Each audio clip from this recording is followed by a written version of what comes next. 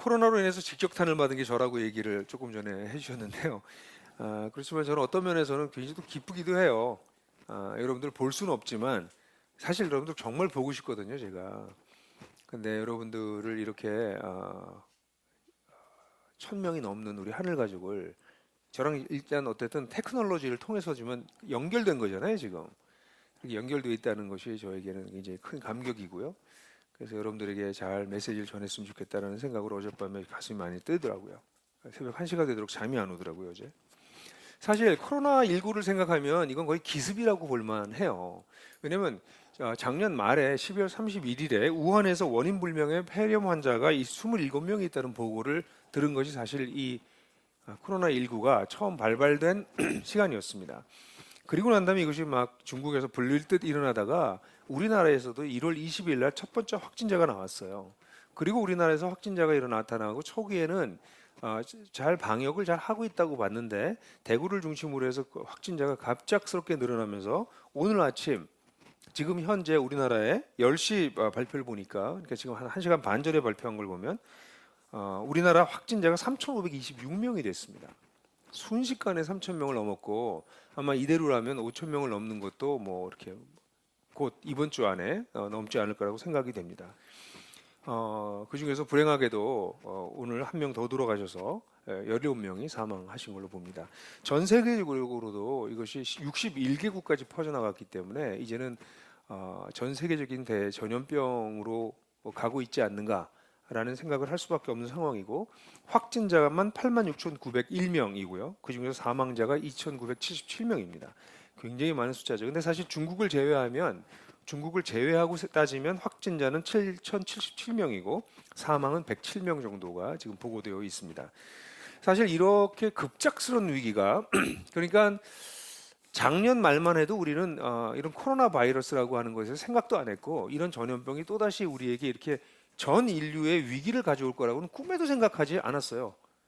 전혀 예측 못했습니다. 누구도 예측 못했습니다. 근데 단 2달 만에 전 세계가 이런 위기에 빠졌고 혼란에도 빠졌고 또 두려움도 상당한 정도로 가지고 있는 것으로 보여져요. 그래서 작년 우리 굉장히 빠르게 목회데이터 연구소가 한국기독교 목회자 협의회와 한국기독교 언론 포럼과 함께 조사한 바에 의하면 지난 주일 23일 주일날 예배에 참여한 사람이 우리 한국기독교에 43%가 참여한 것으로 되어 있습니다. 그러니까 57%가 예배에 참여하지 않았습니다. 아마 그리스도인들도 이 위기 상태를 심각하게 느낀 것 같아요. 그 참여하지 않은 사람들 중에서 한 62% 정도는 아예 예배를 드렸다고 얘기하고요. 근데 참여하지 않은 사람들 중에서 38% 정도는 예배를 드리지 않았다고 하니까 10명 중에서 한 2명꼴은 예배를 드리지 않은 거다. 대충 그렇게 볼 수 있습니다. 교회 가지 않은 이유가 뭐냐 이렇게 물어봤더니 25%가 내가 감염될까 봐 걱정돼서다. 또 19%가 내 자녀가 감염될까 봐 걱정된다. 그래서 내가 감염될까 봐 걱정된다는 것이 보통 한 50% 가까이 나왔던 것으로 볼 수 있습니다. 실제로 그리스도인들도 이것을 상당한 위기로 받아들이고 있는 것이 분명합니다. 예배에 참여하지 못하게 아예 참여를 자진해서 하지 않았으니까요. 또 오늘 우리 교회뿐만 아니라 사실은 지금 한국에 이렇게 아마 온라인 예배가 동시에 많은 곳에서 드려진 건 한국 역사상 아마 처음일 거여서 혹시 온라인에 무슨 대란이 일어나지 않을까라는 걱정도 했는데요. 지금도 곳곳에서 예배를 온라인으로 드리고 있는 것을 보게 됩니다. 이 위기 상황이고 분명합니다. 짧은 시간 동안 이렇게 놀랍게 전 세계를 또 우리나라를 공포에 몰아넣은 것은 분명하죠. 그렇다면 이런 위기 상황 속에서 우리 그리스도인들이 어떻게 살아갈 거냐 하는 거가 또다시 한번 우리는 질문해 보지 않을 수 없는 주제이기도 합니다. 그래서 오늘 저는 여러분들하고 코로나19와 그리스도인이라고 하는 제목으로 말씀을 나누려고 하고요. 다음 주에는 이와 관련돼서 하나님의 심판에 대해서 아마 그 다음 주에도 더 한 번 정도 더 설교해야 될지 모르겠어요. 그래서 제가 한 2개 정도의 설교를 더 마음속에 두고 묵상 중에 있는데요. 오늘은 코로나19와 그리스도인, 이 위기 속의 그리스도인의 삶은 어떤 것인가라는 것을 좀 나누려고 합니다. 그럴 때 여러 본문들을 이번 일주일 동안 묵상했는데 그 중에서 가장 제 마음속에 와닿았던 것은 데살로니전서 5장 1절부터 11절입니다. 데살로니가전서는 이미 여러분들하고 같이 말씀도 나눴고 이 말씀과 관련해서 도시의 하나님 나라라고 하는 책도 나와서 이 본문을 제가 잘 다뤘지만 오늘은 그 본문을 조금 더 적용하는 편에서 또 이 위기 상황과 관련돼서 말씀을 나누도록 하겠습니다. 그래서 같이 한번 여러분들 성경을 읽겠는데요. 제가 번역한 KHK 버전으로 한번 같이 읽도록 하겠습니다. 같이 읽습니다. 시작.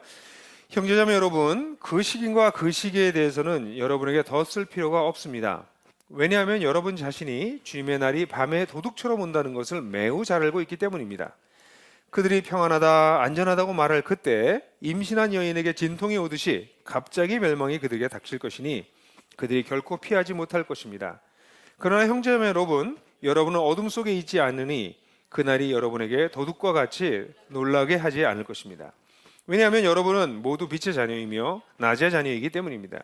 우리는 밤이나 어둠에 속하지 않습니다. 그러므로 우리는 다른 사람들처럼 잠자지 말고 깨어 있으며 정신을 차립시다. 자는 자들은 밤에 자고 술 취하는 자들도 밤에 취합니다. 그러나 낮에 속한 우리는 믿음과 사랑의 흉배와 구원의 소망의 토구를 쓰고 정신을 차립시다. 왜냐하면 하나님께서는 우리를 진노에 이르게 이르는 것이 아니라 우리 주 예수 그리스도로 말미암아 구원을 얻도록 정하셨기 때문입니다. 그는 우리를 위해서 죽으셔서 우리가 깨어 있든지 자고 있든지 그와 함께 살게 하십니다.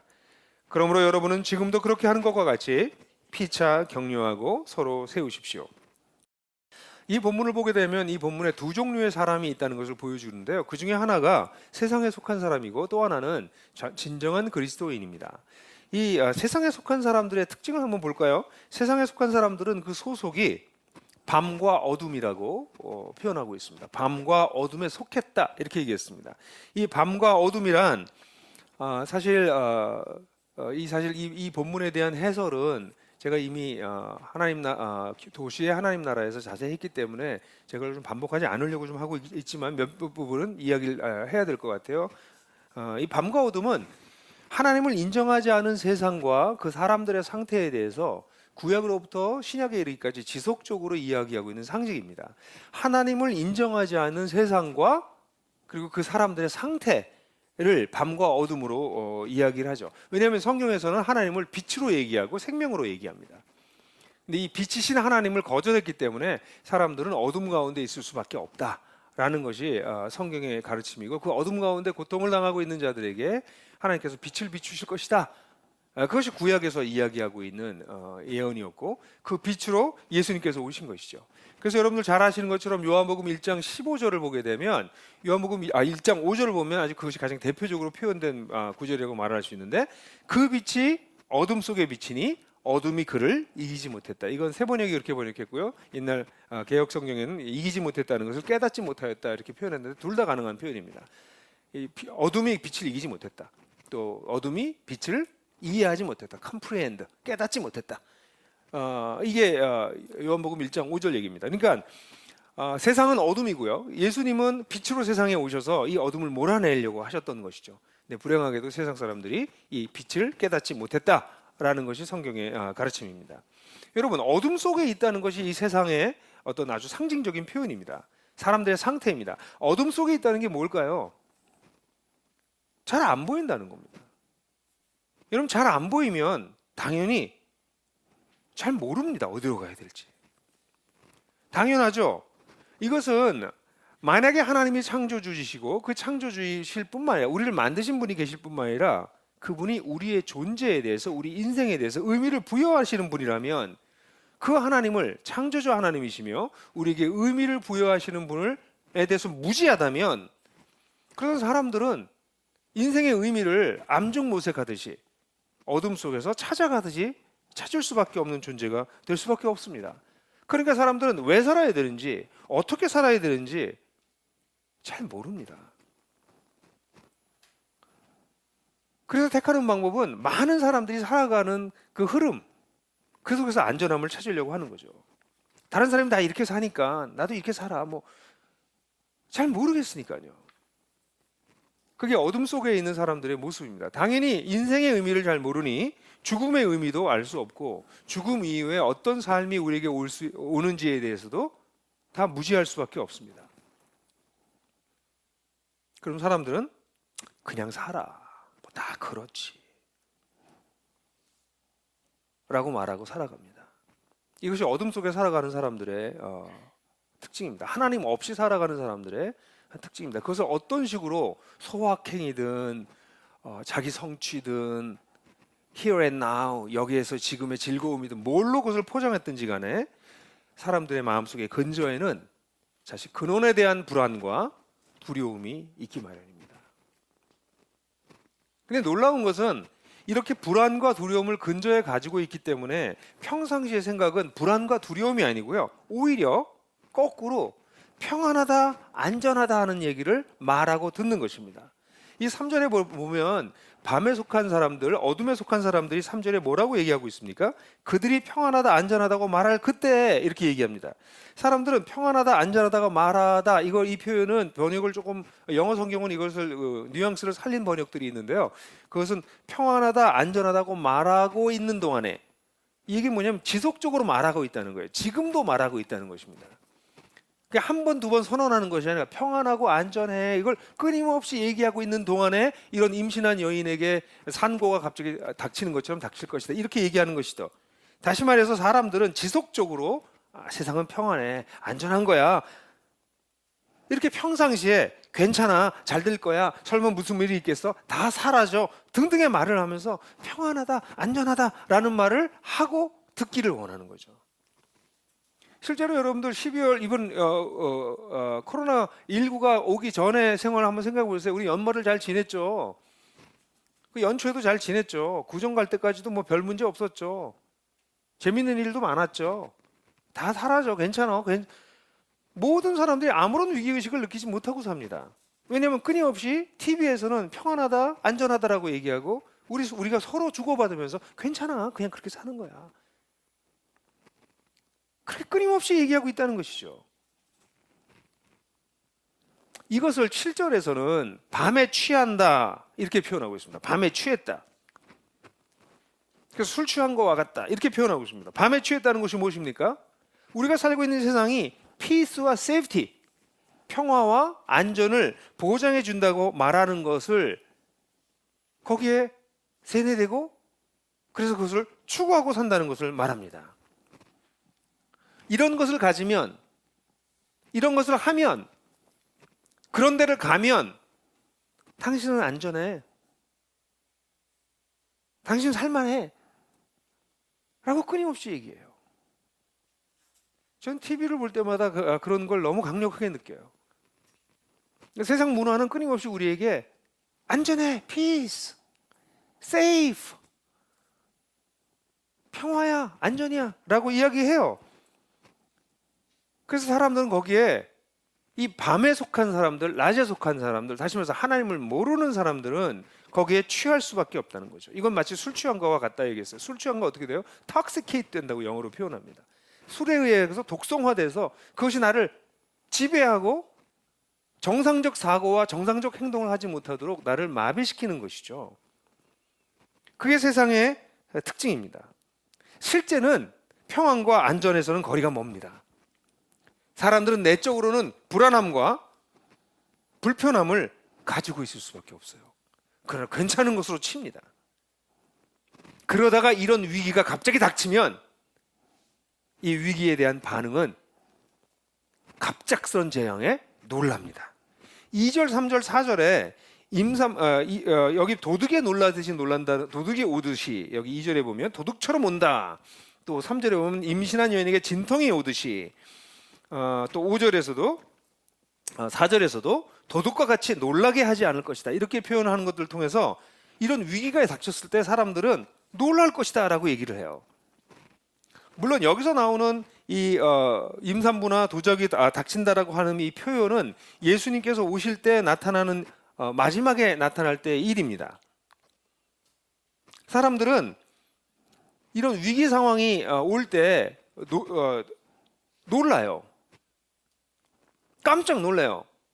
아니 평안한 줄 알았는데, 안전한 줄 알았는데, 아니 이렇다니 놀래요. 그래서 위기가 오면 사람들의 첫 번째 반응은 놀라고요. 놀라고 난 다음에 그 사람들을 지배하는 것은 두려움입니다. 그래서 그림표를 본다면 그림표는 그렇게 볼 수 있죠. 위기가 닥쳤어요. 그럼 사람들은 평안하고 안전한 줄 알았는데 깜짝 놀래. 오, 이거 아니잖아. 이거 위험하잖아. 두려워합니다. 두 번째는. 두려워하고 난 다음에 나타나는 현상이 뭘까요? 그건 분노예요. 그 다음에 누가 이렇게 한 거야? 누구 때문에 이런 일이 벌어진 거야? 분노하기 시작해요. 분노하고 나타나는 현상은 뭐예요? 혐오입니다. 혐오가 나요. 이런 일의 책임자가 누구야? 그 혐오의 대상을 찾습니다. 낙인을 찍죠. 저들이 문제야. 그리고 그들을 배제시킵니다. 할 수 있다면 억압도 합니다. 그러니까 여러분들 그림표에 나오는 것처럼 위기가 닥쳤을 때 사람은 깜짝 놀라고요. 놀라고 난 다음엔 두려움이 오고요. 두려우면 분노, 그 다음에 혐오로 발전하는 것이 일반적인 사람들이 보여주는 것이에요. 두려움은 믿었던 안전과 평화가 갑자기 깨졌을 때 나타난, 다시 말해서 불안했던, 근저의 불안을 가지고 있었던 것이 현실로 나타났을 때 나타나는 현상이라고 말할 수 있죠. 이게 대부분의 사람들이 보여주는 모습입니다. 이것은 세상 나라에 속해 있는 사람들의 아주 지극히 평범한 반응이라고 말할 수 있어요. 이번의 상태를 잘 보십시오. 우리 아무렇지도 않게 잘 살았어요. 위기가 오자 깜짝 놀라고 전 사회가 두려워하고 분노하기 시작합니다. 누가 책임이야? 그럼 혐오가 일어나기 시작해요. 물론 이 속에서도 지각이 있는 사람들이, 또 양식이 있는 사람들이 이것을 막으려고 애를 많이 쓰죠. 그런 것이 전혀 없다는 것이 아닙니다. 그런 분들의 노력 때문에 그나마 사회가 깨지고 분열하고 서로가 서로를 공격하는 것이 그나마 좀 나아질 수 있지만, 일반 대중은, 많은 사람들은 이 루트를 따라가곤 합니다. 이게 일반적인 어떤 모습이라고 말할 수 있어요. 그렇다면 진정한 그리스도인들은 이런 속에서 어떤 모습을 보일까요? 이 본문은 이 진정한 그리스도인들의 소속이 다르다고 얘기합니다. 진정한 그리스도인들은 빛과 낮에 속해 있습니다. 아까 밤과 어둠이 세상의 나라, 사람의 인간의 나라라고 한다면 이것은 하나님 나라이죠. 그들은 하나님 나라에 속해져 있습니다. 그들은 어둠 속에 속해 있지 않습니다. 그들은 4절에 보면, 5절에서는 그들은 빛의 자녀라고 하고 낮의 자녀라고 합니다. 밤이나 어둠에 속하지 않았다. 8절에도 낮에 속한 우리는 이렇게 얘기하고 있습니다. 다시 말해서 진정한 그리스도인들의 소속은 하나님 나라입니다. 하나님 나라에 속한 자들입니다. 하나님 나라에 속한 자들은 다르게 표현하면 하나님을 아버지라고 부르는 자들입니다. 그건 굉장히 큰 특권이죠. 그러나 하나님을 아버지라고 부르는 자들의 또 다른 측면은 하나님의 다스림을 즐겨받는 자들입니다. 하나님을 아버지라고 부르는 특별한 관계를 누릴 뿐만 아니라 그분의 다스림을 즐겨받고 그것을 따라가는 사람들이 바로 하나님 나라에 속한 자들입니다. 저는 오늘 여기서 하나님 나라에 속한 자들에 대한 얘기를 하진 않을 것입니다. 그렇지만 이 주제는 너무나 중요한 주제입니다. 교회만 다녀서는 하나님 나라에 속할 수 없습니다. 그냥 예배만 드려서는 하나님 나라에 속할 수 없습니다. 진리를 제대로 이해하고 그것을 전인격적으로 신뢰할 때 하나님 나라의 백성이 됐다고 볼 수 있습니다. 그러니까 하나님 나라에 속하는 것은 너무나 중요한 주제지만 오늘 다룰 주제는 아니기 때문에 그냥 중요하다는 얘기를 다시 얘기하고, 여러분들 가운데 이 예배를 함께 드리고 있는 여러분들 가운데 나는 하나님 나라에 속하지 않았나? 오늘 설교를 들으시면서 어쩌면 그런 걸 느끼실지도 몰라요. 나는 세상 사람들과 똑같이 반응하고 있네. 난 진정한 그리스도인의 모습이 내 속에 안 나타나네. 그렇다면 여러분들은 사실 이 설교도 중요하겠지만 근본적인 질문을 다시 던지셔야 됩니다. 나는 하나님 나라에 정말 속한 존재인가? 진정한 그리스도인은 첫 번째, 어쨌든 소속은 하나님 나라에 속한 자들입니다. 그래서 그들은 평상시의 생각이 뭘까요? 평안하다, 안전하다라고 하는 세상의 속임수에 속지 아니하고 그날을 기다립니다. 이것을 이 본문에서는 깨어서 정신을 차린다고 표현합니다. 왜냐하면 그들은 현재 우리의 삶이 밤과 낮, 어둠과 빛이 공존하는 세상 속에 살고 있다는 것을 알고 있기 때문입니다. 이 본문에 대한 해설은 이미 했었기 때문에 제가 다시 얘기하고 싶지는 않았지만, 이것을 선명하기 위해서 여러분들 그동안 좀 못 보셨나요? 꿈에도 나오는 그림표를 다시 한번 봐야 되겠습니다. 꿈에도 나오는 그림표를 보면 이 그림표가 어떻게 되어 있습니까? 우리가 살고 있는 세상이 어둠이며 밤입니다. 근데 우리는 어디에 속한 사람들입니까? 어둠과 밤에 속한 자들이 아니라 하나님의 나라에, 빛과 낮에 속한 사람들입니다. 그러니까 다시 말해서 우리는 이 하나님 나라에 속한 사람들이 평상시 생각하는 것 중에 아주 중요한 것 중에 하나가 뭐냐면, 우리는 이 이중 구조 속에 있구나. 우리는 빛과 어둠이, 밤과 낮이 공존하는 세상 속에 살고 있구나. 근데 나는 어둠도 아니요, 밤도 아니요, 빛과 낮에 속한 사람이구나 하는 것을 알고 있는 사람이라는 것이죠. 그러므로, 그래서 6절 나옵니다. 그러므로 우리는 다른 사람들처럼 잠자지 말고 깨어 있으며 정신을 차립시다. 깨어 있자, 이렇게 얘기합니다. 우린 밤에 있는 사람들처럼 자지 말고, 밤에 술 취한 사람처럼 흐느적거리지 말고, 세상의 가치관과 세상의 세뇌와 세상이 얘기하는 평화와 안전에 속지 말고 정신 차리고 깨어 있자. 왜냐면 우리는 빛에 속한 사람들이니까, 우리는 하나님 나라에 속한 사람들이니까 라고 얘기하고 있습니다. 그래서 우리는 세상을 이렇게 바라보면서 그리스도인들이 가지고 있는, 영적으로 어린 그리스도인들은 이 세상이 평안하다, 안전하다라는 말에 속을 잘 넘어가요. 그래서 세상이 그걸 줄 거라고 생각해요. 그래서 세상 사람들이 추구하는 거랑 똑같이 추구하고 살아요. 근데 참된 그리스도인은 성장해 나가기 시작하면 그걸 이제 알아채기 시작하는 거죠. 세상이 절대로 평안을 줄 수 없구나. 세상의 방식으로 안전을 도모할 수 없구나. 참된 평화와 참된 안전은 오직 그리스도에게서만 오는구나. 이것을 알아챈 사람들이 그리스도인들입니다. 그래서 알아챘을 뿐만 아니라 그것을 이제 배워나가기 시작하는 것이죠. 그렇기 때문에 이들은 밤에 속하지 않고 취하지 않습니다. 그럴 뿐만 아니라 이 두 가지 세계 속에 살기 때문에 그들은 이 어둠이 완전히 거치는 날을 기다립니다. 그날을 기다려요. 그날이 오기를. 그게 깨어있는 것입니다. 여기서 깨어있다는 건 뭐 잠자지 말고 밤낮 기도하고 있고 밤낮 예배드리고 있고 그런 어떤 종교 생활을 하는 것을 뜻하는 것이 아닙니다. 그분이 오실 날을 대비하고 있다는 것이, 깨어있다는 것이 아주 핵심적인 요소죠. 왜 그렇게 그분을 오실 걸 기다릴까요? 이 두 세계가 공존하는 세상 속에 살고 있기 때문에 그렇습니다. 근데 안 기다리는 분들은요, 밤을 밤으로 여기지 않고 밤을 낮으로 여기고, 어둠을 어둠으로 여기지 않고 어둠을 빛으로 여기면 그닥 낮이 올 필요가, 빛이 완전해질 날이 올 필요가, 밤과 어둠이 사라져야 될 필요를 못 느낍니다. 근데 참된 그리스도인이라면 그것의 거짓성을 깨닫게 되는 것이죠. 그래서 그런 사람들은 오히려 주님이 다시 오실 것을 알고 있고, 그렇게 주님이 오시기 전에, 그래서 그 때와 시기에 대해서 데살로니가서 5장 1, 2절에 보면 그 시기와 때에 대해서 내가 너에게 할 말이 없다. 너희가 그걸 너무나도 잘 알고 있다. 다 알고 있다. 도둑처럼 그날이 올 거라는 걸 알고 있다. 라고 얘기를 해요. 근데 그 얘기는 무슨 얘기일까요? 그리스도인들은 이런 세계관을 가지고 있다는 것은 뭐냐면, 주님이 다시 오실 것을 알고 있을 뿐 아니라 주님의 말씀을 귀 기울여 드렸던 사람들이라면 이렇게 주님이 다시 오시기 전에 어떤 일이 있을 거라고 하는 것도 알고 있어요. 여기 주님이 도적처럼 올 것이라고 얘기한 것은 데살로니가전서 5장 2절 4절, 베드로후서 3장 10절 같은 데 나타나요. 근데 내가 도적같이 오겠다 이렇게 직접적으로 말씀하신 것은 요한계시록에만 나타납니다.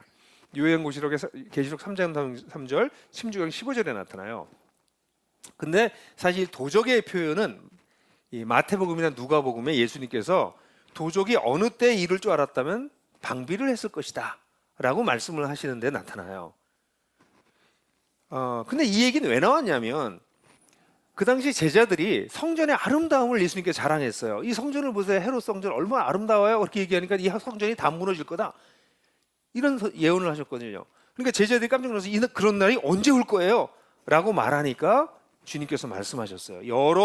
그 일이, 마지막에 이런 일이 일어날 건데, 세상을 심판해서 하나님의 나라가 임하는 날, 예수님이 마지막 방문해서 세상을 완전하게 회복한 날이 올 것인데, 그 날이 있기 전에 여러 징조들이 있을 것이니까 그 징조들을 지나가면서 깨어 있어라 라고 말씀하셨어요. 이것이 예수님의 감람산에서의 설교입니다. 사실 마태복음은 산에서의 설교로 끝나요. 산상수훈, 마태복음 5장서부터 8장, 7장까지의 산상수훈으로 마태복음이 시작돼서 끝에는 24장, 25장의 감람산에서의 마지막 설교로 끝나요. 근데 이 감람산의 설교의 주제는 뭐예요? 깨어 있어라. 그날이 언제인지 모른다. 그런데 그냥 깨어 있어라라고 얘기하면서 반드시 얘기하는 게 뭐냐면 그 전에 여러 가지 위기 상황이 올 것이다. 이런 것들이 있으면 마지막 때가 가까운 것을 알아라 라고 얘기하고 있어요. 마태복음 24장 6절, 7절 같은 경우, 8절 같은 경우가 대표적인 구절이죠. 제가 읽어드릴까요? 또 너희는 여기저기에서 전쟁이 일어나는 소식과 전쟁이 일어나리라는 소문을 들을 것이다. 그러나 너희는 당황하지 않도록 주의하라. 이런 일이 반드시 일어나야 하나? 그러나 아직 끝은 아니다.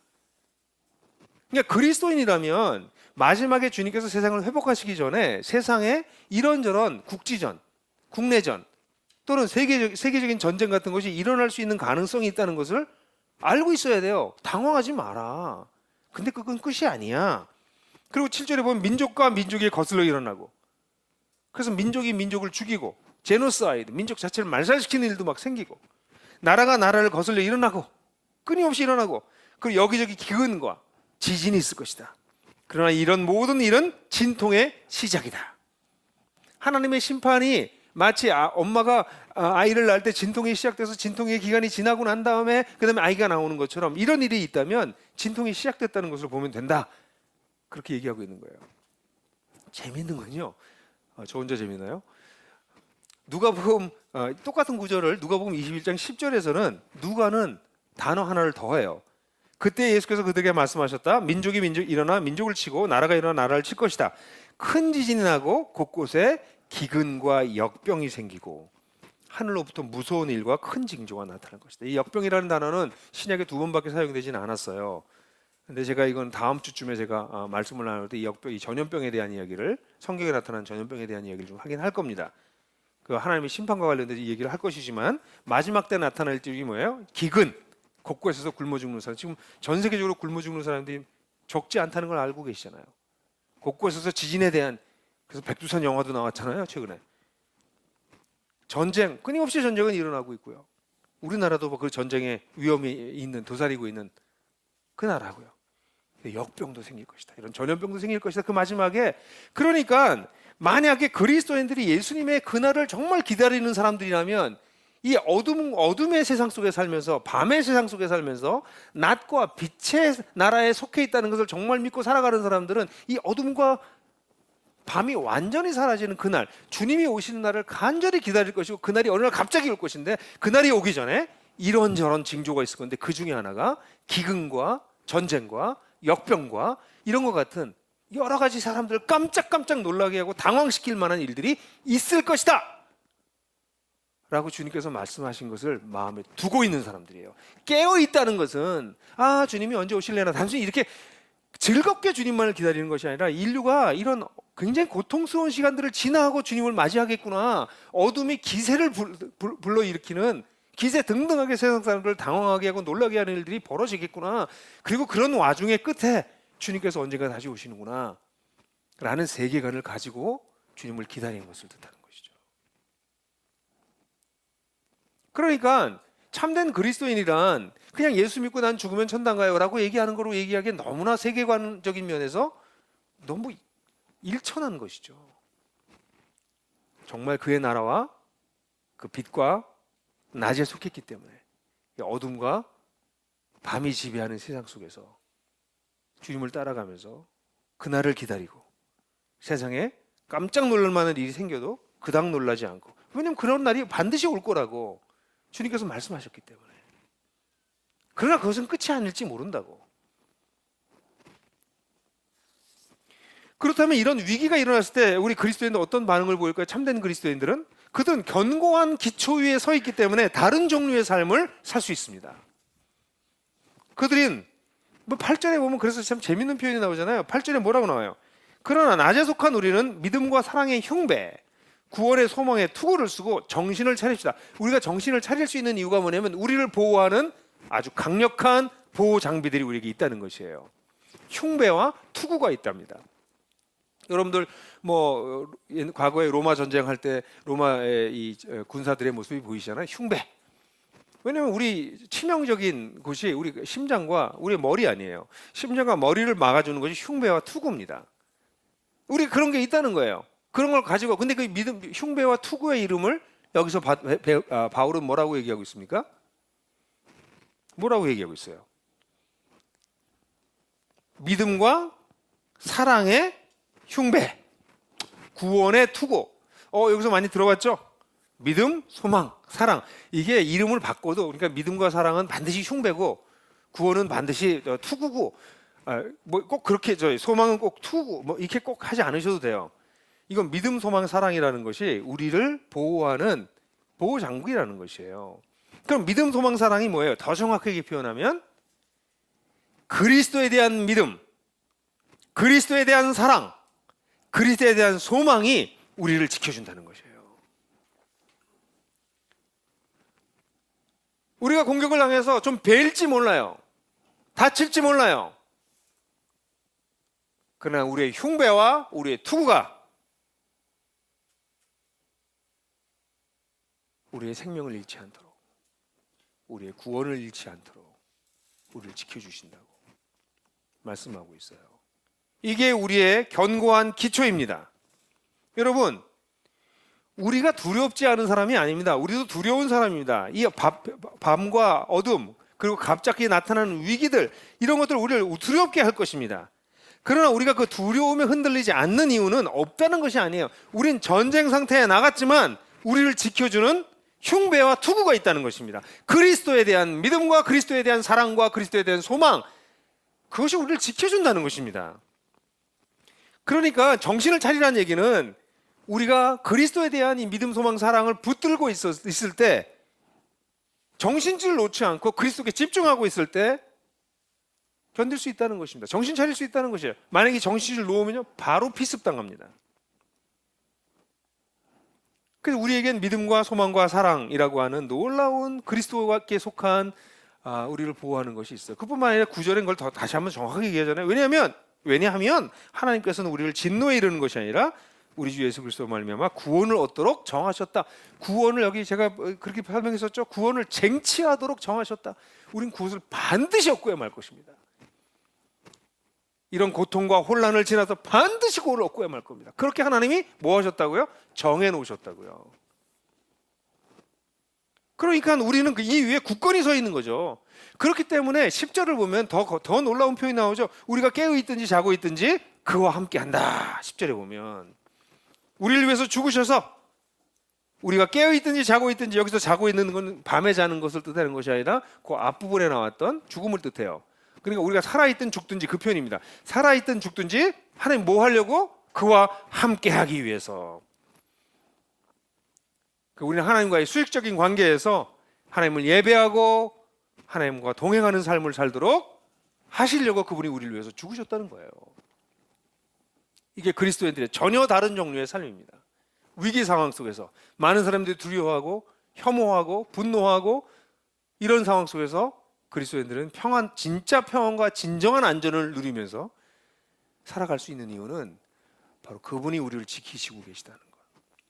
설사 내가 생명을 잃는다 할지라도 나는 안전하다는 거.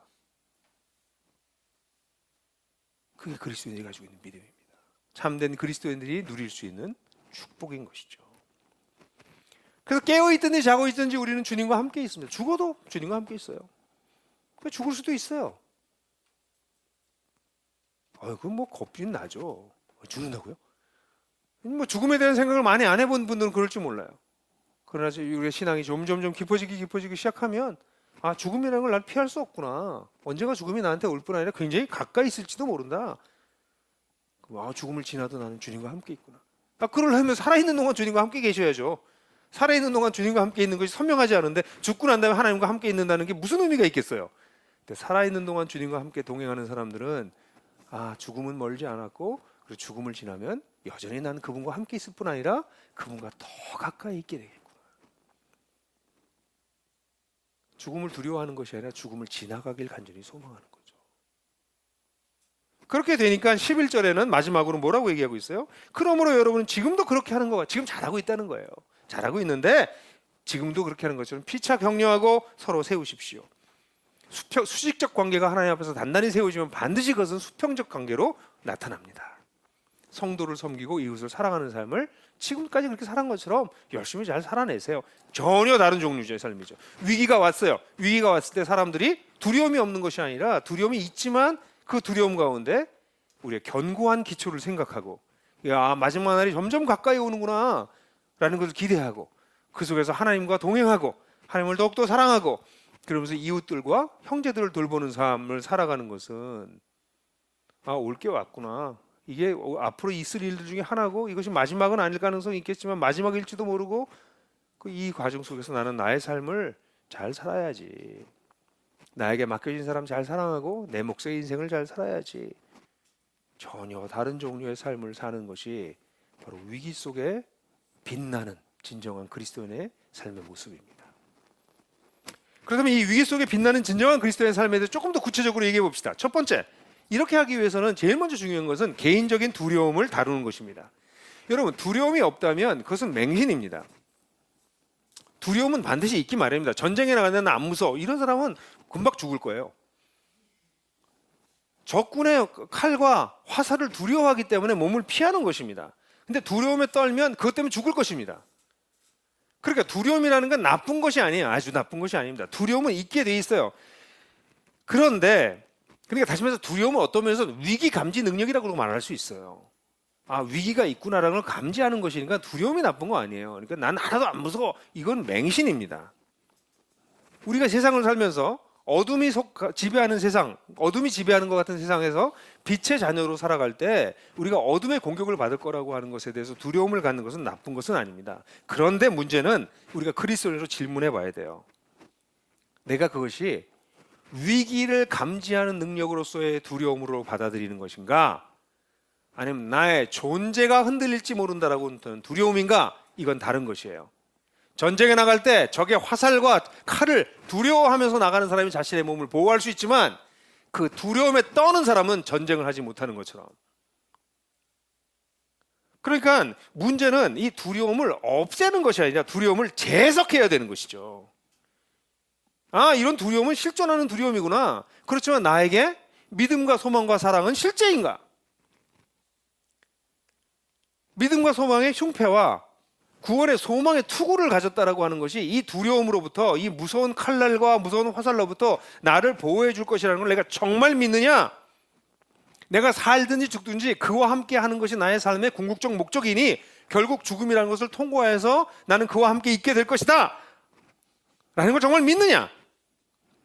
나는 정말 구원을 쟁취하도록 하나님께서 정하신 존재이기 때문에 내가 어떻게 되든지 하나님께서 나를 인도하실 것이다 라는 믿음을 내가 가지고 있느냐?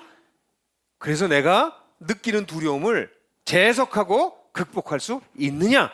그것입니다. 저는 오늘날 그리스도인들이 세상 사람들이 가지고 있는 두려움과는 전혀 다른 종류로 두려움을 대해야 된다고 믿습니다. 난 아무렇지도 않아. 아니, 이건 또 좀 우스운 사람들입니다. 그러나 세상 사람들과 똑같이 두려워하고 있다면 도대체 여러분들 투구는 어디에다 두고 나오신 겁니까? 여러분들 흉배는 어디다 갖다 놓으신 것입니까? 흉배와 투구를 가지고 있으면서 그렇게 두려워할 이유는 또 무엇입니까? 여러분들 두려움을 먼저 다루셔야 됩니다.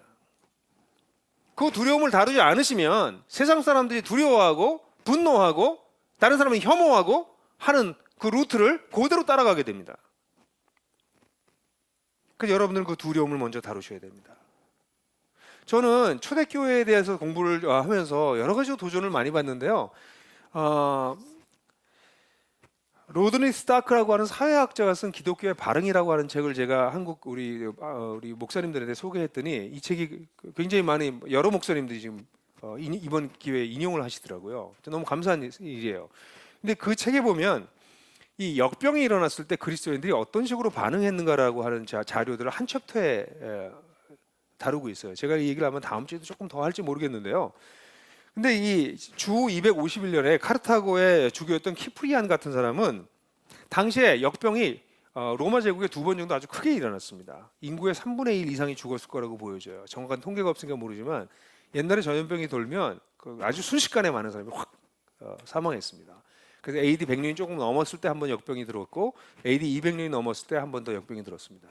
근데 그 200년대 중반에 있었던 그 역병 시에 대부분의 사람들은 다 도시를 떠납니다. 일단 대부분의 종교 사제들도 고위층 관리들과 부유한 사람들과 함께 도시를 떠나서 지방에 들어가서 피난합니다.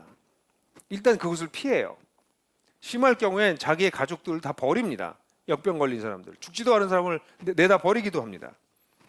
근데 그리스도인들은 놀랍게도 도시를 물론 같이 도망간 사람들도 있겠죠. 근데 많은 그리스도인들이 도시에 남아서 병자들을 간호하고 죽은 자들을 매장했습니다. 과거에 이 매장이라고 하는 것은 죽은 자에 대한 도리인데 이 매장에 대한 것도 또 우리 얘기할 게 굉장히 많더라고요. 그래서 초대 그리스도인들은 그들을 매장하고 무덤이 없는 자들에게 무덤을 같이 공유하고 무덤을 제공하고 이런 일을 초대 그리스도인들이 했더라고요. 그래서 키프리아는 그런 것들을 보면서 이 흑사병에 대해서 그는 이렇게 썼습니다. 공포스럽고 치명적인 이 역병과 흑사병이 각 사람의 공의를 검증하고 인류 정신을 되돌아보는 계기가 되니 얼마나 시의적절하고 얼마나 필요한 일인지 모릅니다. 건강한 자가 병든 자를 돌보는지, 친족끼리 서로 사랑할 도리를 다하는지, 주인이 병든 노예에게 자비를 베푸는지, 의사가 고통받는 자를 저버리지 않는지가 드러나게 됩니다.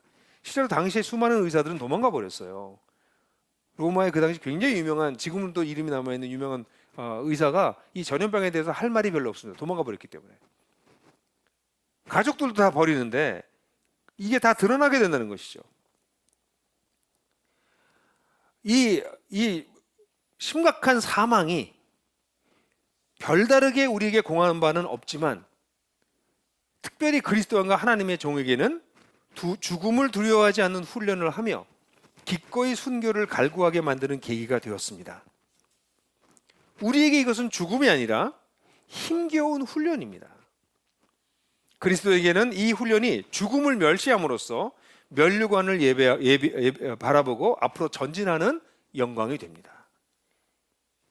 이게 251년경에 키프리안이 썼던 말입니다. 그러니까 당시에 그리스도인들은 모든 사람이 그랬다고 말하지 않겠죠. 그래 대부분의 그리스도인들은 특별히 지도자를 중심으로 이 전염병과 싸웠습니다. 다 도망갔을 때 그 도시에 남아서 환자를 치유했습니다. 죽은 자들을 매장했습니다. 그러면서 거기에서 살아나는 사람들이 역병이 지날 때마다 주님께로 돌아오는 역사가 일어나는 것이었죠. 왜 그들이 그럴 수 있었을까요? 그들은 죽음 이후의 삶에 대해서 선명한 이해를 가지고 있었기 때문입니다. 그들은 곧 주님의 날이 임할 것이라는 걸 정말 믿었기 때문입니다. 그런 위기 상황이 정말 당황하지 아니하고 오히려 하나님의 사랑, 자기가 받았던 하나님의 사랑을 이웃들에게 되돌릴 수 있는 기회로 여겼던 것입니다. 그런 모습을 목숨을 잃어가면서도 영웅적인 간호를 한 그리스도인 형제들에게 헌사를 보낸 알렉산드리아 감독인 디오니시우스, 이 사람 주 한 260년경에 글을 썼는데요. 그들은 이렇게 글을 썼습니다. 그들은 위험을 무릅쓰고 아픈 자를 도맡아 그리스도 안에서 모든 필요를 공급하고 섬겼습니다. 그리고 병자들과 함께 평안과 기쁨 속에서 생을 마감했습니다. 그들은 환자로부터 병이 옮자 그 아픔을 자신에게로 끌어와 기꺼이 고통을 감내했습니다. 많은 이들이 다른 이들을 간호하고 치유하다가 사망을 자신에게로 옮겨와 대신 죽음을 맞았습니다. 우리 형제들 가운데 가장 뛰어난 사람들이 이런 식으로 목숨을 잃었습니다. 놀라운 얘기 아닙니까? 초대교회가 AD 한 50년경에 한 4, 5천 명밖에 되지 않았던 사람 숫자가 AD 300년이 됐을 때 6천만 정도의 이 로마 제국의 인구 중에서 10%에 해당하는 600만이 됐다고 대충 보고 있어요. 어떻게 3, 4천 명의 4, 5천 명의 사람이 250년 사이에 600만 명까지 되었는가에 대해서 사회학자들이 질문하고 있고, 이 로다네 스타크라고 하는 사람은 사회학적으로 그걸 연구하는데 연구 중에 하나가 역병을 통해서 오히려 그리스도인들이 자신의 신앙을 진정성 있게 보여주고 그로 인해서 수많은 사람들이 회심하게 되는 일들이 벌어졌다라는 게 그 사람의 연구 결과입니다. 다음 주에 제가 조금 더 자세하게 소개를 할지 모르겠어요. 근데 오늘 제가 얘기하고 싶은 건 이거예요. 그러니까 무모하게 살자, 그런 얘기 아닙니다. 그러니까 뭐 마스크도 벗고 이제부터 아무데나 막 대구도 놀러 가고 그럽시다, 그런 거 아닙니다. 우리는 이미 빛에 속한 자들이고 밤에 속한 자가 아니니까, 하나님 나라에 속한 자니까, 구원을 쟁취하기로 되어 있는 사람들이니까 우리 속의 두려움을 재해석하고 우리의 소속과 정체를 분명히 해야 된다는 것입니다. 이것이 우리의 기회입니다. 여러분들이 개인적으로 두려워하고 있는 것이 너무 커서 움직이지도 못하고 세상 사람과 똑같이 하고 있다면 도대체 여러분들은 뭐가 다른지, 여러분의 소속이 어디에 있는지, 여러분의 정체감이 무엇인지 질문해 보십시오. 그렇게까지 움츠러들 필요가 있나요? 설사 이것이 흑사병과 같이 인구의 3분의 1 또는 3분의 2까지 죽어나가는 전염병이라 할지라도 우리의 두려움을 다시 한번 보셔야 됩니다. 자신의 내면의 두려움을 살펴보는 것이 첫 번째 우리가 해야 될 일입니다.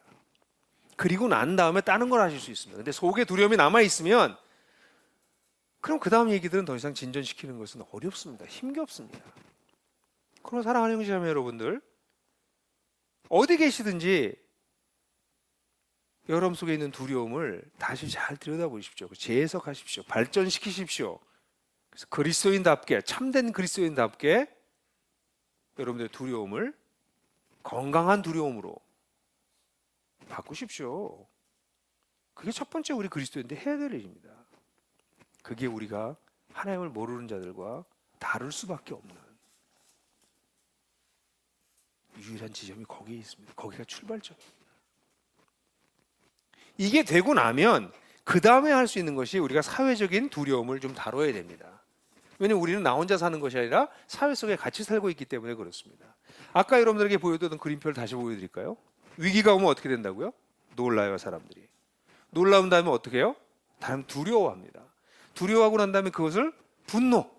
도대체 어디에서 이렇게 왔는지 분노해요. 대상을 찾습니다. 그리고 난 다음엔 혐오합니다. 누군가를. 그래서 그들을 낙인을 찍고 배제하고 억압하는 순서로 이게 흘러가요. 이게 기본적인 흐름이라고 하는 것을 여러분들 잊지 마십시오. 조금 늦게 나왔지만 지금 여러분 한번 보고 계실 겁니다. 위기가 오면 놀라고 두려워하고 분노하고 혐오하고 배제하고, 배제하면 낙인 찍고, 참 무서운 일이죠. 억압하고 이런 일들이 우리에게 배제하고 억압하는 일들이 벌어지는 것이죠. 근데 여러분, 이 두려움에 대한 얘기를 좀 얘기해 봅시다. 여러분, 이 두려움을 좀 제거하고 좀 천천히 살펴보는 게 필요합니다. 이게 지금 코로나19가 결코 가벼운 전염병은 아닙니다. 이건 전 세계적 유행병으로 발발할 가능성이 굉장히 높은, 그래서 WTO에서도 굉장히 걱정하고 있는 TO는 딴 거죠. WHO에서도 굉장히 심각하게 생각하고 있는 그런 질병임에 틀림이 없습니다. 그런데 여기에 전체 사망자 수에서 여러분들 아까 오늘 아침에 통계를 제가 보여드렸는데, 우리 전체 사망자가 2,977명인데,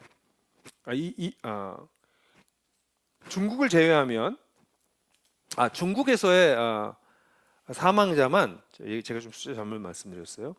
중국에서의 사망자만 2,977명 중에서 2,870명입니다. 그러니까 대부분의 사람들이 중국에서 희생됐어요.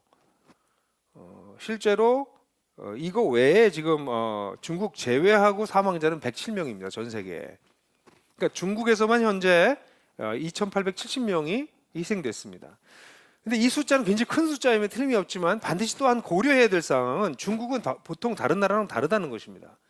여러분, 중국에서 하루에 교통사고로 죽는 사람이 몇 명인 줄 아십니까? 하루에 1,000명 정도 됩니다. 매일 1,000명씩 교통사고로 죽는 나라가 중국이에요. 그러면 중국은 그렇게 큰 나라예요.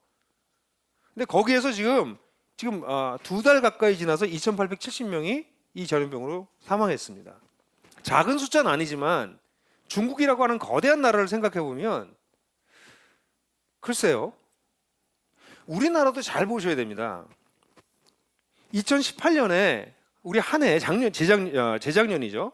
법정 감염병자, 그러니까 이건 우리나라의 감염병이야, 전염병으로 걸렸어, 이렇게 걸렸던 사람이 보통 20만 명 정도 됩니다. 신종플루가 창궐했던 2009년에 70만 명 정도가 이 감염병자가 됐어요. 그때 사망자가 한 200명 넘었습니다. 2009년 때. 그런데 아세요? 이 법정 감염자 중에서 매년 가장 득세를 보이는 게 가장 큰 숫자로 환자가 신규 환자가 나오는 것 중에 하나가 결핵 환자입니다. 한국의 결핵 환자는 매년 3만 명이 새로 신규가 들어옵니다. 그리고 그 중에서 몇 명 정도 사망하는지 아십니까? 결핵으로 1년에 2,000명 정도 사망합니다. 매년.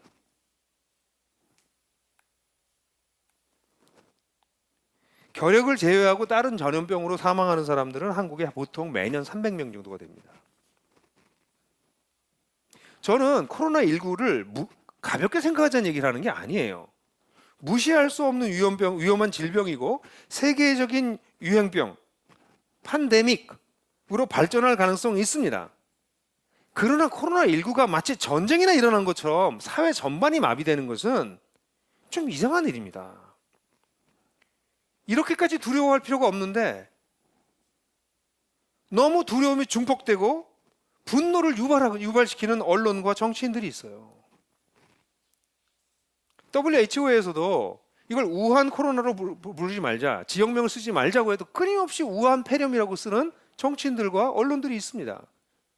전 세계가 코비드 19이라고 부르든지 코로나19라고 부르든지 하기로 했으면 같이 그렇게 불러주면서 지역적인 분노, 배제, 혐오 그걸 피해야 되는데 그러지 않는 사람들이 있어요. 실제로 코로나19에 대해서 조금 더 정확한 정보를 잘 전달해야 될 게 언론에 해야 될 일이고 사회적 지도층에 있는 사람들은 이것을 잘 설명해 줘야 되는 필요가 있는데 대부분의 내용들은 제대로 된 분석 자료들이라기보다는 분노와 두려움들을 증폭시키는 자료들인 것 같습니다. 실제로 한 아주대 예방의학과 교수인 장지현 선생님 같은 사람은 그런 얘기를 해요. 이게 아주 가까운 접촉이나 직접적 접촉이 주요 감염 원인이고 실제로 이 질병관리본부의 검사 결과로 양성 판정률은 그렇게 많지는 않다. 근데 확진자 한 명이 다녀갔다고 응급실을 폐쇄하고 사회 전체가 마비되는 현상은 이건 사회적 자해 현상이다. 좀 더 의연하고 좀 더 지혜롭게 대응할 수 있는데 두려움과 공포에 지금 패닉 상태로 돌아가고 있다라고 지적하고 있어요. 실제로요. 저는 여러분 어제까지 16명이 돌아가셨어요. 근데 16명이 돌아가신 분들이 모두 만성 질환이나 기저 질환이 있는 경우였습니다. 16명 전부가 원래 병이 있던 분들이 돌아가셨어요. 현재도 한 16명 정도가 위중하다고 그럽니다. 근데 그분들도 전부 다 만성 질환을 가지고 있는 분들입니다. 전염병을 좀 공부해 보니까 전염병은 전파 속도가 높을수록 치명률이 낮습니다.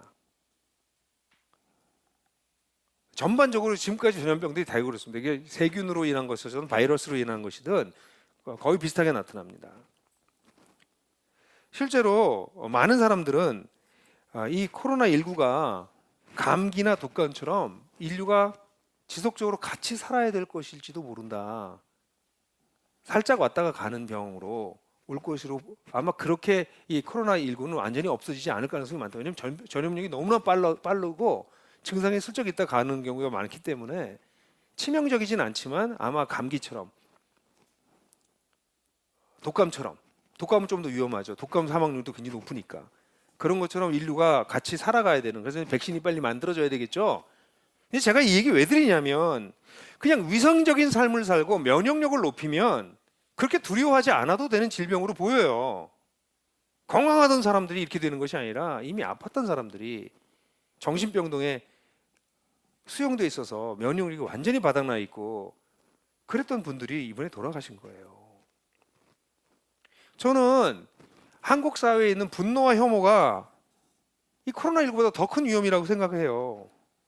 책임의 소재를 추궁하고 분노와 혐오를 부채질하는 정치인들과 언론이 있는 것이 참으로 너무나 안타까워요. 실제 우리나라는 다른 어떤 나라보다도 이 병을 효과적으로 대응하고 있다고 외국에서 평가하고 있습니다. 실제로 작년에 이 일이 있기 전에 미국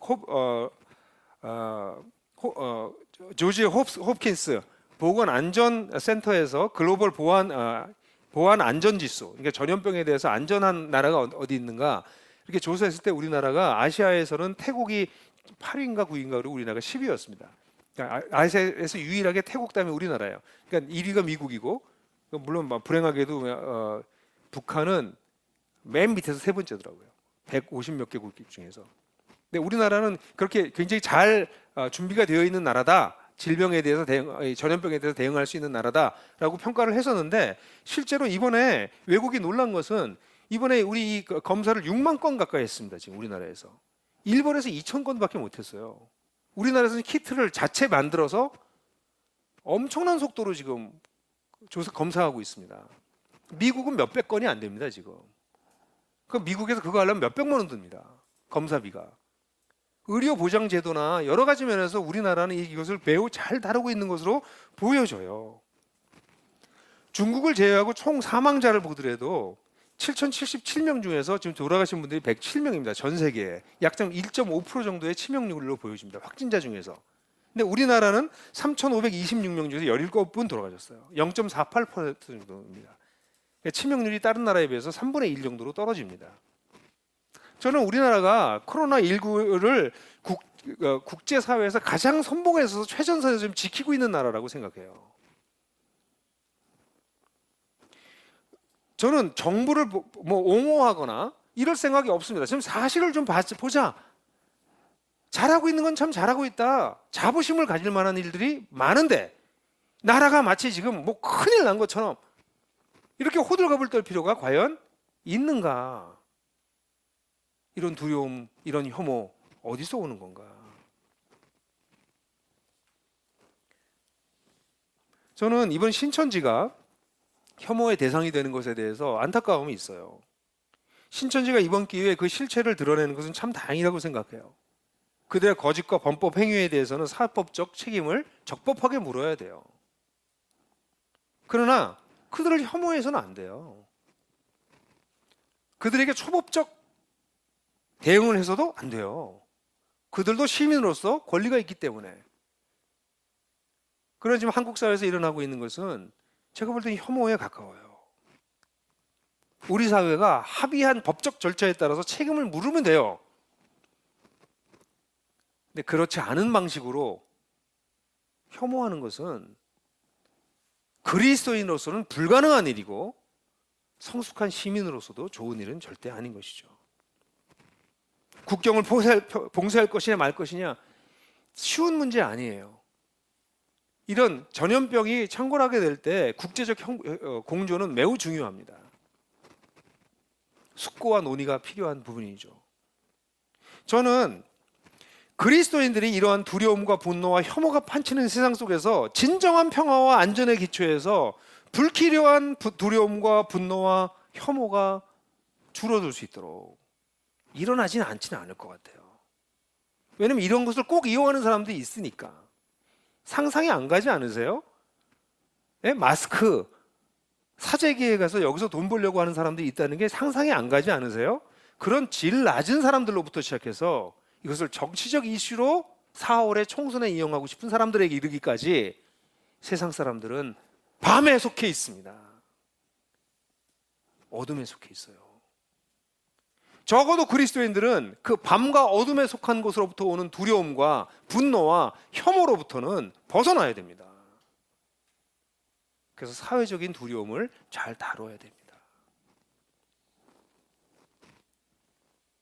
세 번째는요, 이 사회적인 두려움을 다루면서 우리가 해야 될 것은 당연히 하나님의 공동체를 돌보는 것입니다. 11절에도 나왔었죠. 저는 함께 예배하는 것을 포기하는 것은 참으로 어리석다고 생각해요. 이번에 교회를 지난주에 가지 않은 사람이 57%래요. 저는 지금 우리가 교회를 가지 않는 이유는 내가 감염되지 않아서가 아니라 이런 지역 감염이 되는 것을 내가 감염되는 게 무서워서가 아니라 지역 감염에 내가 매개가 될 수 있다는 것 때문에 내가 안 가는 것은 옳다고 생각해요. 근데 여러분들이 감염되는 거 뭐 이렇게 두려워하셔야 되는 거냐는 거예요. 제 얘기는. 이렇게 치명률도 높지 않은 질병에 왜 이렇게들 움츠러드냐는 거죠. 우리가 예배를 함께 드리지 않는 이유는 혹시라도 우리가 이것이 매개가 돼서 누구에게 딴 사람에게 전달될까 봐 염려해서 하는 것입니다. 마스크 쓰는 것도 마찬가지입니다. 많은 사람들은 마스크를 써도 사실은 자기를 보호하지 잘 못한대요. 그러나 병을 가지고 있는 사람들이 병을 비말 상태로 이것을 다른 사람들 오염시킬 수 있기 때문에, 그래서 오히려 마스크를 하는 거는 내가 병이 있을 수 있어요라고 하는 것을 표현하는 거지. 지금 밖에 나가서 공원에 가서도 이거 하고 다녀요, 사람들. 왜 그래야 되냐는 거죠. 저는 그리스도인들은 뭐 이럴 때 겁 없이 우리는 예배 드릴 수 있어요, 이게 신앙의 표지예요, 이렇게 얘기하는 건 그건 만용이에요. 그러나 이 두려움 때문에 우리가 모이기를 패하는 것은 옳지 않습니다. 지난번에 교회 가지 않은 사람들이 지난주에 57%인데 그중에 38% 정도가 예배를 드리지 않았어요. 그러니까 계산해 보면 한 21%, 우리 전 한국에 있는 전 그리스도인의 약 21% 정도가 예배를 드리지 않고 주일을 지내갔다는 것이죠. 질문해 보셔야 됩니다. 물론 우리가 주일날 이렇게 다 같이 한 곳에 들어서 예배를 드려야 되느냐?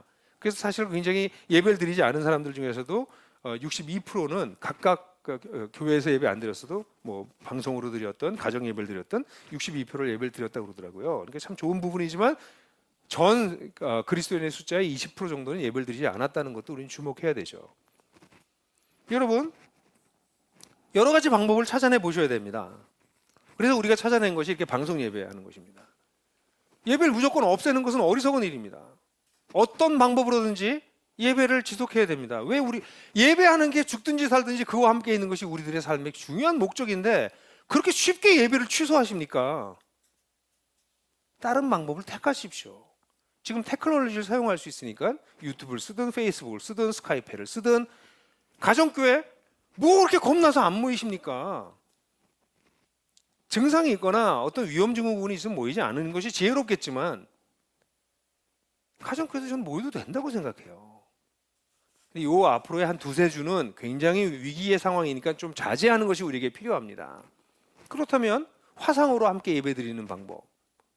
지금 테크놀로지가 너무 많이 발달해서 화상으로도 예배 같이 드릴 수 있어요. 약식으로 하지 마시고 두세 시간 같이 하세요.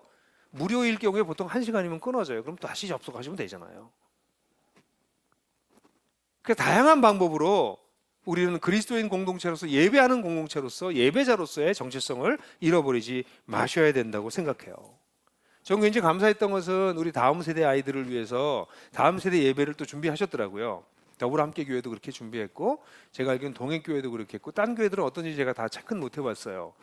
그래서 영상으로 예배를 드릴 수 있도록 다 영상을 만들어 놓기도 하고, 그래서 부모님들이, 이게 좋은 기회예요. 부모님들의 아이들에게 예배란 이런 것이다. 가정에서 예배 드릴 수 있는, 부모가 그리스도인이 아닌 아이들이 좀 미안하죠, 그 아이들한테. 근데 부모가 그리스도인인데도 코로나 때문에 예배 안 가고 그냥 애들 놀리고 테레비 보이게 하신다면 여러분 뭐 하시는 거예요? 여러분 정말 그리스도인이세요? 진짜 질문을 다시 해보셔야 됩니다. 그래서 저는 코로나19가 잦아질 때까지 우리가 자제하고 지혜롭고 민감하게 대응하는 것이 필요하지만, 가정교회 예배건 제자훈련이건 수요 예배건 주일 예배건 어떤 방식으로도 멈추지 마십시오. 지속할 수 있습니다. 지속하셔야 됩니다. 도대체 뭐가 그렇게 대단한 일이 벌어졌다고 다 멈춥니까? 더 나아가서 저는 일단 예배가 굉장히 중요하다고 봐요. 또 중요한 거는 우리 가족들 가운데서 이번 일로 인해서 경제적으로 심각하게 타격을 받는 분들이 계신 것 같아요. 지금 사회가 전체적으로 패닉 상태로 가니까 커피숍, 음식점, 자영업, 또 우리 잘 아는 한 형제, 리크레이션 형제는 하는 회사를 하는 형제가 있는데 그 형제는 일이 다 끊겼대요. 그럴 거 아니에요. 리크레이션을 사람이 안 모일 수가 없으니까. 또 작은 공연을 하는 배우들 거기는 다 취소되고 있거든요. 그렇다면 여러분이 5개의 교회, 각 교회에서 아이디어를 내서 먼저 우리 공동체 안에서 이 코로나19로 인해서 경제적 타격을 받고 있는 형제자매들을 어떻게 도울지를 연구해 보셔야 됩니다. 각 교회 지도자들은 이 문제를 가지고 좋은 아이디어들을 찾아보십시오. 어떻게 해서 우리 가운데 다른 사람은 못 도와도 적어도 우리 공동체 속에 들어와 있는 형제자매들 가운데 이번 코로나19로 인해서 직접적 간접적 피해를 받는 분들을 도울 수 있을까? 그게 우리가 해야 될 기본적인 일이라고 봅니다. 2가지. 함께 예배하고 우리의 신앙생활을 지속하는 것. 또 하나 우리 주변에 있는 우리의 형제들, 자매들을 돌보는 일. 그 일을 한번 생각해 보시죠. 또 도움이 필요한 분들은 나에게 도움이 필요하다고 이야기할 수 있는 그런 공동체였으면 좋겠어요. 마지막으로 이웃 사랑하는 일도 우리가 해야 되겠습니다. 예배를 당분간 이렇게 격리 예배로 드리는 이유가 이웃을 사랑하는 것입니다. 근데 여러분 정말 이건 별것이 아닌 것 같지만 기도해 보셔야 돼요. 내가 감염되는 게 두려워서 이렇게 격리 예배를 드리는가? 아니면 나도 모르는 사이에 내가 매개해서 딴 사람에게 피해를 줄지도 모르기 때문에 예배를 이렇게 드리는가? 똑같이 예배를 이렇게 격리 예배를 드리는 건 똑같은데요. 우리 마음은 달라요. 우리는 이웃 사랑하기 때문에, 우리 사회를 걱정하기 때문에 그래서 우리는 격리 예배를 택한 것입니다. 내가 감염되는 게 두려워서가 아니고요. 그리고 난 다음에 우리 사회를 위해서 할 수 있는 것이 무엇인지를 좀 생각해 봐야 될 것 같아요. 지금 사회에서 사회적으로 거리두기라는 표현을 쓰더라고요. 그 표현도 참 좀 마음은 안 들어요. 그냥 거리두기, 기계적으로 그냥 사회적으로 지금 사회가 이렇게 사회 전체를 패닉으로 몰고 가고 있는 것 같아서 저는 사회 경제 활동이 위축되지 않도록 할 수 있는 일이 무엇인가 생각해 보십시오. 사회적인 두려움에 해독하는 방법은 뭐가 있을까도 생각해 보십시다. 여러분 가정교회에서 이런 거 얘기해 보십시오. 제가 다시 얘기합니다. 무모하게 행하라는 것이 아닙니다. 두려움에 지배받지 않고 할 수 있는 방법이 무엇인지를 찾아보자는 겁니다. 저는 제가 혼자 그런 생각했어요. 내가 의료진이라면 지금 대구로 내려갔을까? 이런 생각도 한번 해봤어요. 지금 의료진들, 특별히 지금 간호사들이 많이 부족하다고 하더라고요. 근데 본인이 의료진이나 간호사들일 경우에 직접 가서 도울 수 있겠죠. 또 그렇게 가서 수고하고 있는 그 방역에 정말 최전에서 수고하고 있는 분들 격려하는 일들. 제가 볼 땐 그래요. 한쪽에서는 이번 기회를 통해서 자기의 경제적, 정치적 이익을 위해 가지고 떠드는 사람들이 있는가 하면 우리 한국 사회에 그래도 빛이 되는 것은 이럴 때 자신이 할 수 있는 것을 가지고 그곳에 가서 희생하고 섬기고 봉사하는 분들이 적지 않다는 것이 난 거기에 희망이 있구나. 그런 생각을 하게 됩니다. 우리가 직접 가지 못하더라도 그 의료진들을 격려할 수 있는 방법은 없을까요? 곳곳에서 그런 일들이 일어나고 있는 것 같아요. 저는 그런데 자부심을 느껴요. 한국 사회에. 대구 지역의 교회들의 어려움들을 겪고 있다면 그 교회들을 우리가 도울 수 있는 방법은 없을까요? 자영업자들이 월세를 감면해 주는 건물주들을 만나서 그것이 부분적으로 뉴스가 나오기도 했죠. 지금 건물주들은 굉장히 부담스러울 것 같아요. 이런 뉴스가 나오면. 근데 건물주들도 경제적으로 어려운 분들이 있고 경제적으로 여유 있는 분들이 계시다면 이럴 때 한국 사회가 사회 공동체적으로 움직일 수 있도록 그리스도인들 가운데 그런 여건에 있는 분들이라면 그런 것들이 우리 사회를, 이웃을 구체적으로 돌보는 그런 방법이 되지 않을까요? 이웃을 사랑할 수 있는 방법이 뭘까요? 여러분들 가정교회에서 여러분들 나누십시오. 만나지 않더라도 카톡으로든 스카이프든 줌이든 그 프로그램도 굉장히 많습니다. 다양한 방법으로 나누시면서 방법을 찾아보십시오. 사랑하는 형제자매 여러분, 이것은 위기입니다. 사회적인 위기예요. 이렇게까지 큰 위기가 아닐지 모르지만 일단은 큰 위기로 키워놨습니다. 근데 그리스도인들에게 이 위기는 다른 면에서 기회입니다. 자기 자신을 돌아볼 수 있는 기회이기 때문입니다. 나의 믿음을 시험해 볼 수 있는 기회이기 때문입니다. 나의 내면을 들여다볼 수 있는 기회이기 때문입니다. 내가 가지고 있는 세계관을 점검해 볼 수 있는 기회이기 때문에 그렇습니다. 내가 가지고 있는 라이프 스타일을 다시 한번 생각해 볼 수 있는 기회이기 때문입니다. 여러분, 코로나19는 지나갈 겁니다. 코로나19가 하나님의 심판으로 세상이 끝나는 그 마지막 징조가 될 것 같지는 않아요. 제가 생각할 땐. 그럴 수도 있다고 생각해요. 그래, 이건 지나갈 겁니다. 해산의 진통이 아마 시작이라고 또 보아야 될지도 모르겠습니다. 그리고 앞으로도 이런 위기는 청천벽력처럼 12월 31일까지 아무렇지 않다가 단 2달 만에 전 세계가 공포에 빠지는 것과 같은 이런 위기는 앞으로 여러분들의 생에 다시 올 것입니다. 제가 그걸 원해서가 아니라 그럴 거라고 주님께서 말씀하셨습니다. 그래 다시 올 것입니다.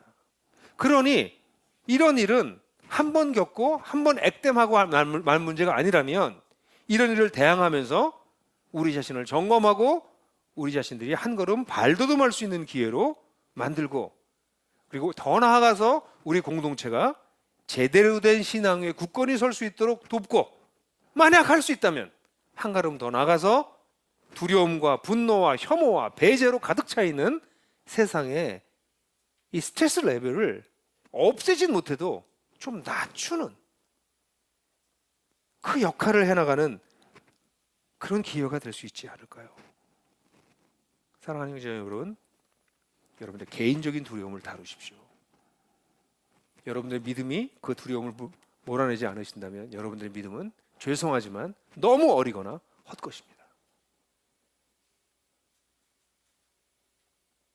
그러나 그리스도로 말미암아 담대함을 가지시는 여러분들, 지혜로 가시는 여러분들, 세상을 화해시키고 세상 사람들의 두려움도 줄여줄 수 있는 우리들, 그런 놀라운 그리스도의 삶을 우리가 살아낼 수 있는 기회로 삼게 되기를 주님의 이름으로 축복합니다.